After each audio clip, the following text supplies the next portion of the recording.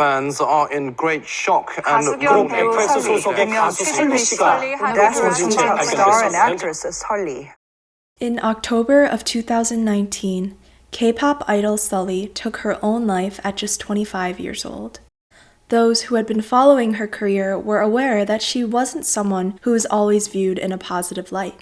In the past, when she posted braless pictures on Instagram, she was met with criticism. When she publicly dated an older artist, she was flooded with hate.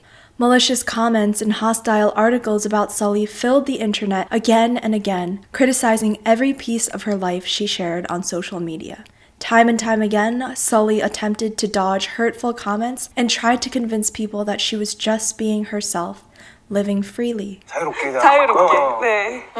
I argue that Sulli's death was a consequence of the expectations that the Korean entertainment industry holds for women, whose public image and behaviors are controlled by the male gaze.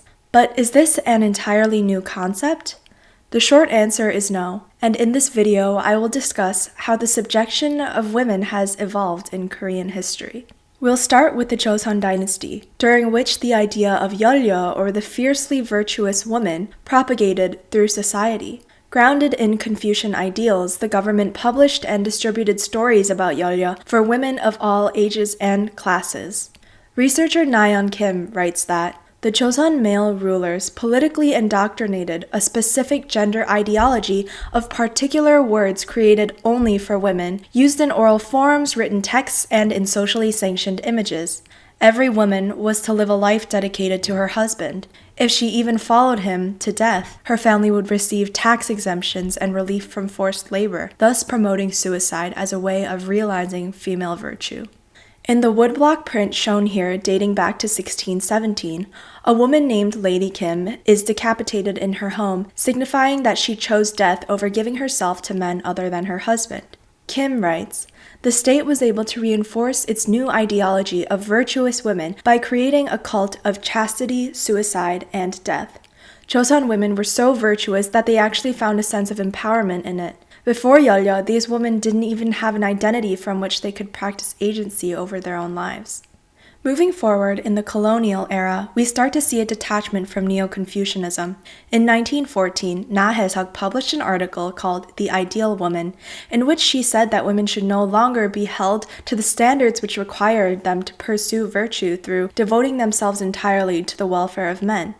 Instead of limiting women's personal development to the private domain, Na argued, women should expand their knowledge and skills, make their own decisions, and take responsibility for their actions. Na Hye-sŏk was a founding member of 신여자, which translates to New Woman. This was the first feminist journal published by Korean women. In this cartoon by Na Hye-såk, we see a depiction of a woman writer who is also a housewife. For example, the bottom left reads, "Her hand is at sewing, her mind at keeping 신여자 alive and well." What's interesting to note, according to researcher Sung Lim Kim, is that Na Hye-såk's life and career were, in a sense, controlled by the men in her life. Her older brother and father sent her to Tokyo to study painting. While in school, she fell in love with literary student Choi Sung-gu, a married man, and the two of them became intellectual partners, writing and sharing their ideas with each other. Na's article on the ideal woman, which I mentioned earlier, was published during her relationship with Choi.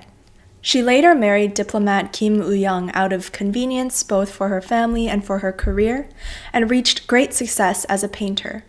Years after, she went through a messy public divorce due to an affair she had with another man. Na published an article about her situation in an attempt to gain sympathy from the public and to reconcile with her ex-husband and her family. However, the public responded negatively to the article, shutting down her radical ideas about marriage and love. The divorce essentially ended Na's life. She lost her family and career, eventually dying alone in a hospital for vagrants. It wasn't until 50 years after her death in the 1990s that her ideas were recognized by the Korean people and even accepted by the government. Furthermore, it was 3 men who revived her: Lee Gu-yeol, Yoo Dong-jun, and Yoon Bum-mo. Even after her death, Na's ideas were subjected under men. When these men decided that it was time for Na to re-enter society, she was embraced by Korea. But why exactly was Korea ready for her ideas? Sunglim Kim argues that first it was social change. Her feminist views on gender equality, the independence of women, and love-based marriage were becoming accepted. And secondly, legal change. Korea's anti-adultery law, which made adultery a criminal offense, was abolished in 2015. Between 1910 and 1945, the Japanese Penal Code took effect in Korea, criminalizing only adultery committed by married females. In 1953, the Korean Penal Code expanded the law to both males and females, but even after this point, researchers Choi Jun-chung and Shun-Chua Liu write, it was more likely for women to be punished than men. Let's fast forward to present-day Seoul. Like Na Hye-sŏk, at the peak of her career, Sulli reached great success with girl group FX. After she left the group, her private life entered the public sphere via social media. Her decisions clashed with what was accepted in Korea, garnering hate and causing her career to tumble. Hae-ryun Kang of The Washington Post writes, Sulli belonged to a culture where celebrities are generally expected to be respectful and reserved. Among many things, that means not talking about politics and being extra discreet about sex and sexuality, especially if you're a woman.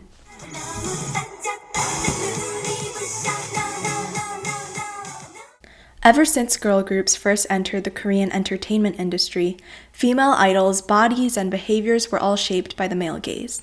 Lee Soo-man, founder of SM Entertainment and a trailblazer for K-pop, stated in 2008 that idol group Girls' Generation's target consumers were men in their 30s and 40s. Sulli's outspokenness certainly didn't fit the older male gaze. On Instagram, she celebrated the legalization of abortion, openly posted about her relationships, and didn't wear a bra. She wasn't afraid to share her unconventional ideas on gender and sexuality, and she was harshly rejected for this, in the same way that Na Hye-sŏk was abandoned by her world. From woodblock prints to newspaper vernacular press to social media, the way by which the ideal woman is circulated through society has evolved. Chosŏn women conformed to Neo-Confucian ideology, and the government encouraged extreme fidelity, making heroes of women who committed suicide out of loyalty to her husband. In the early 20th century, Na Hye-sŏk introduced the idea of a wife who was no longer bound to her husband. Na's ideas were rejected during her time, and her personal life, in particular her relations with men, caused the downfall of her career as an artist. As Korea entered the postmodern era, though, women's equality and independence became more accepted, and Na is now viewed as a pioneer of feminism in Korea. We see many parallels between the lives of Na Hye-sŏk and Sulli. Perhaps in 50 years, like Na Hye-såk, Sulli's ideas will be embraced with open arms. 저는 그녀를 이해할 수 있어요. 그녀는 그냥 인사만 하고 싶었던 거일 뿐일 거예요. 모두가 사라질 것 같아요. 모두가 사라지는 게 좋지 않을까요?